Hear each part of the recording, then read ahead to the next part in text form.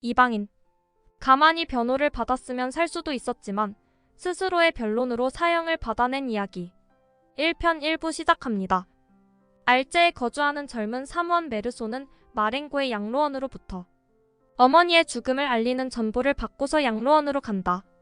바로 어머니를 보려고 했지만 양로원의 원장은 바빴으므로 그를 기다리며 문지기와 줄곧 이야기를 나눈다. 이윽고 원장을 만나 어머니의 죽음에 관한 대화를 나눈다. 메르소는 듣는 둥 마는 둥 하다. 이야기가 끝난 후 메르소는 어머니가 있는 영안실로 간다. 문지기가 따라 들어와 관을 열고 어머니를 보여주려 하지만 메르소는 거절한다. 이유를 묻는 문지기에게 메르소는 모르겠다고 대답한다. 메르소는 문지기가 주는 밀크커피를 받아먹고 어머니의 시신 앞에서 담배를 피운다. 졸다가 어머니의 양로원 친구들이 들어와 잠에서 깬다. 그들은 모두 문지기를 둘러싸고 메르소와 마주 앉는다. 메르소는 한순간 그들이 자신을 심판하기 위해서 거기에 와 앉아있다는 인상을 받는다. 몇몇이 울고 그들은 오랫동안 그렇게 앉아있었다. 영안실에서 메르소의 태도는 무심하고 덤덤하다. 밤이 지나갔다. 메르소는 원장실에서 몇 가지 서명을 하고 인부들과 원장, 간호사와 함께 시신을 운구하는 길에 오른다. 뜨거운 햇볕을 받아 아스팔트가 녹아서 갈라 터져 있는 그 길에서 인부들이 메르소에게 어머니에 대한 질문을 던지지만 메르소는 어머니의 나이도 성격도 알지 못해 짧게 대답해 넘긴다. 그 뒤 집으로 돌아오는 길을 메르소는 기억하지 못한다. 그저 이제는 드러누워 실컷 잠을 잘 수 있다는 생각에 기쁨을 느꼈을 뿐이다.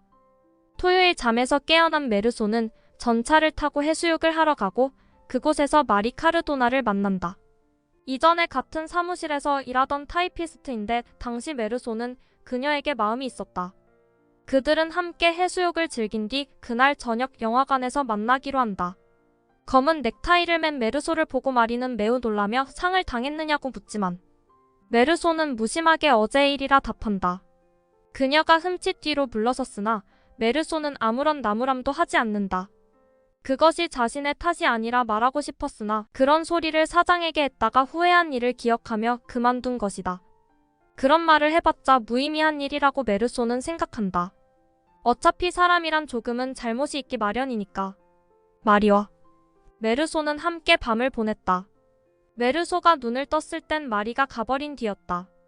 혼자 남은 메르소는 테라스에서 밖을 바라보며 무료하게 하루를 보낸 뒤 일요일이 지나갔으며 어머니의 장례식도 끝났고 내일은 다시 일을 시작해야 하니 결국 달라진 것은 아무것도 없다는 생각을 한다.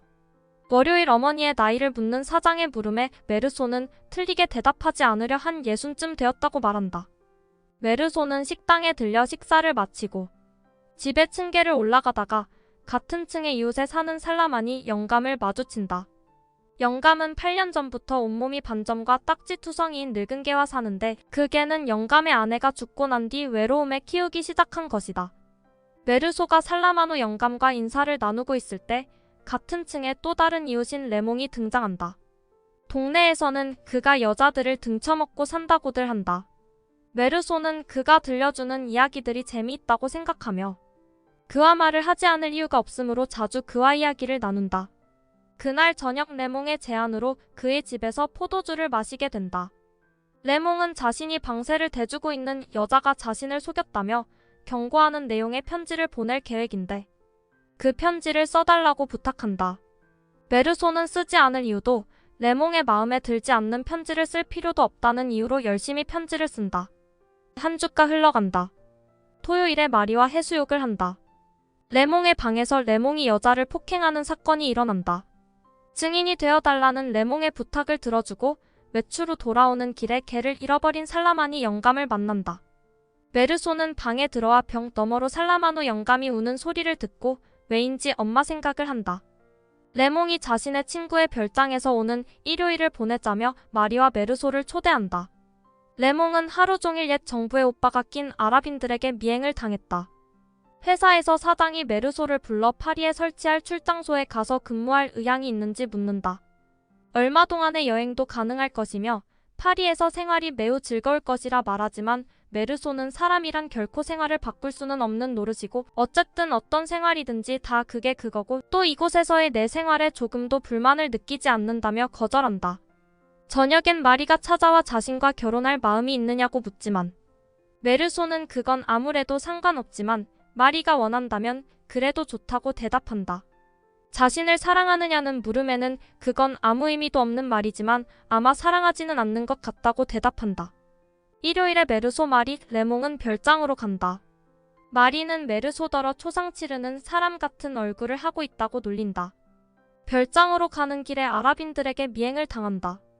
별장에 도착해 레몽의 친구 마송을 만나 해수욕을 즐긴다. 별장에서 여유를 즐기다가 남자들은 다시 바다로 나오는데 아랍인들을 마주치고 한 차례 싸움을 벌인다. 후에 메르소는 다시 아랍인들을 마주치고 햇빛이 자결하는 바닷가에서 타는 듯한 태양을 느끼며 아랍인을 권총으로 죽인다. 2부입니다. 메르소는 체포되고 여러 번 신문을 받는다. 메르소가 변호사를 선임하지 않아 사법부에서 관선 변호사를 지정해준다. 어머니의 장례식 날 무심한 태도를 보인 것과 살인사건에 대해 변호사는 메르소에게 여러 가지 질문을 하지만 메르소는 변호사가 원하는 대답을 하지 않는다. 메르소는 그 뒤로 여러 번 예심 판사를 만나고 예심은 11개월 동안 이어진다. 메르소의 감옥 생활, 마리의 면회, 감방에서의 메르소의 관심사들이 소개된다. 다시 여름이 시작되고 재판이 시작된다. 신문을 통해 메르소가 어머니의 장례식에서 울지 않았다는 것, 마지막으로 어머니 시신을 보는 것을 거부했다는 것, 담배를 피우고 밀크 커피를 마셨다는 것이 알려진다. 방청석이 격양되고 메르소는 처음으로 자신이 죄인이었다는 것을 깨닫는다. 마리를 통해 어머니의 장례식 다음 날부터 해수욕을 했으며 연애를 즐겼다는 사실도 밝혀지며 마송과 레몽은 메르소를 위한 변호를 하지만 이는 받아들여지지 않는다. 메르소는 마치 이방인처럼 법정에 앉아있다. 사람들은 그에 대해 말을 하면서도 결코 그에게 의견을 묻지 않는다.